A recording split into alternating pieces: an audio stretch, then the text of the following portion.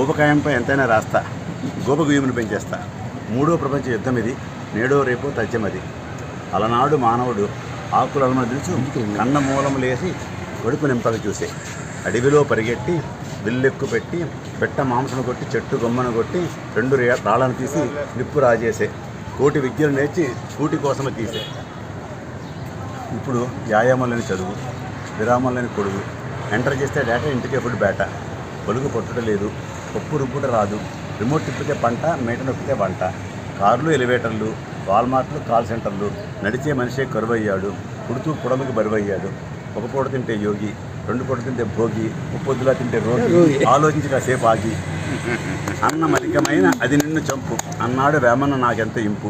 గుండెకు జబ్బు, మెదడుకు మబ్బు, కీళ్లకు రోగం, ఊపిరితో రాగం, రక్తపోటు ఎక్కువ, చక్కెర వ్యాధికి మక్కువ, లివర్లో కొవ్వు, క్యాన్సర్కి లవ్వు, ఎక్కువగా కొరక పక్కవాడికి ఎరుక, ఓకాయంతో ప్రాణం, కోరుగాల్లో దీపం.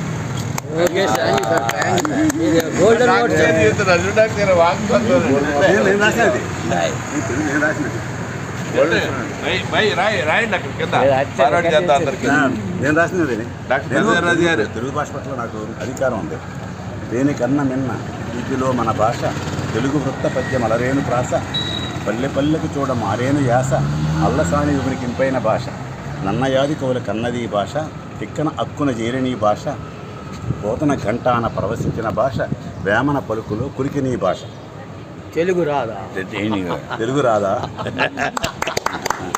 తెలుగు ఎల్ల దేశంలో తెలుగు ఏను తెలుగు వల్ల బుండ తెలుగు కండ ఎల్లందు కులగొలిచి తెలుగువా భాషాడి దేశ భాషలందు తెలుగు లెస్స. చాలా ఆనందదాయకం. మిమ్మల్ని కల్లో చాలా